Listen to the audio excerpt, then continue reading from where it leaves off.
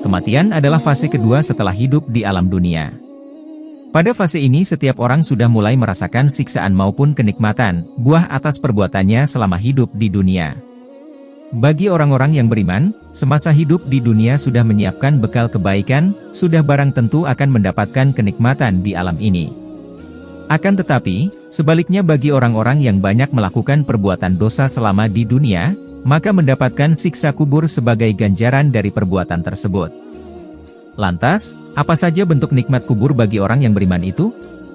1. Dibentangkan kasur surga, diberi pakaian dari surga, dibukakan pintu ke surga dan diluaskan kuburnya. Setelah seorang mayit mengalami ujian dengan menjawab pertanyaan dua malaikat di alam kubur, jika berhasil menjawabnya ia akan mendapatkan kenikmatan di alam kubur, dan jika tidak berhasil, ia akan mendapatkan siksa di alam kubur. Bagi orang-orang yang bisa menjawab pertanyaan kedua malaikat tersebut, ia akan mendapatkan kenikmatan di kuburnya, sebagaimana Rasulullah Shallallahu Alaihi Wasallam bersabda. Kemudian terdengar suara dari langit, "Telah benar hambaku. Maka bentangkanlah baginya kasur dari surga. Pakaikanlah padanya pakaian dari surga. Dibukakan baginya pintu menuju ke surga." Kemudian aroma wangi surga mendatanginya, diperluas kuburannya sampai sejauh mata memandang, dan seorang laki-laki yang bagus wajah dan bajunya, serta wangi aroma tubuhnya, mendatanginya dan berkata, "Bergembiralah dengan apa yang menyenangkanmu. Ini adalah hari yang telah dijanjikan bagimu." Maka ia berkata, "Siapa engkau?" "Wajahmu mendatangkan kebaikan." Laki-laki itu menjawab, "Saya adalah amal solehmu." Kemudian dibukakan pintu surga dan pintu neraka, dan dikatakan, "Ini adalah tempatmu jika engkau bermaksiat kepada Allah Subhanahu wa Ta'ala, Allah Subhanahu wa Ta'ala akan mengganti dengannya."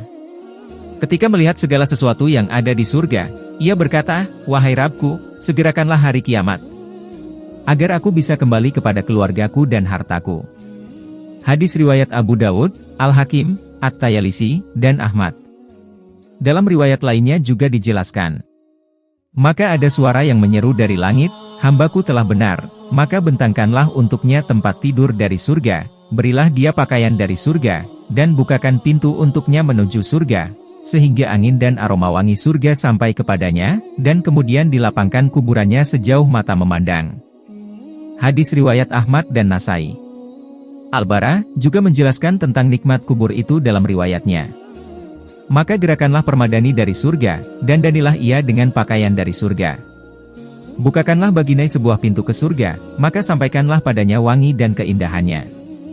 Dilapangkan kuburnya sejauh mata memandang, kemudian datang kepadanya seorang yang tampan wajahnya, bagus pakaiannya dan wangi baunya."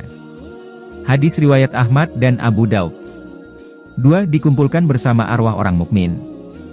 Nikmat kubur selanjutnya yang akan diterima bagi ahli kubur yang saleh adalah arwahnya akan dikumpulkan bersama orang-orang mukmin. Hal ini sebagaimana disebutkan dalam sebuah hadits, dari Hasan ia berkata, telah bersabda Rasulullah Shallallahu Alaihi Wasallam, "Apabila seorang hamba mukmin meninggal dunia, maka rohnya bertemu dengan ruh-ruh orang yang beriman." Hadis riwayat Hakim. Abdullah bin Ahmad berkata, "Bapakku pernah bertanya tentang arwah orang yang telah meninggal dunia, apakah ia akan tetap dalam kuburnya atau berada di kerongkongan burung, atau apakah ia juga mati sebelum ia bersatu dengan badan manusia?" Jawaban yang paling tepat untuk menjawab pertanyaan ini adalah sebuah riwayat dari Nabi Shallallahu Alaihi Wasallam. Beliau bersabda, "Jika seorang mukmin meninggal dunia, maka rohnya terbang bergelantungan di pohon-pohon surga sampai ia kembali kepada jasadnya, pada hari Allah membangkitkannya." 3. Diberi rezeki oleh Allah Subhanahu wa Ta'ala. Nikmat selanjutnya yang akan didapat oleh orang yang beriman di dalam kuburnya adalah diberikan rezeki oleh Allah Subhanahu wa Ta'ala. Al-Quran sendiri telah menyatakan bahwa orang yang mati syahid langsung mendapatkan nikmat kubur dan langsung lolos dari fitnah kubur.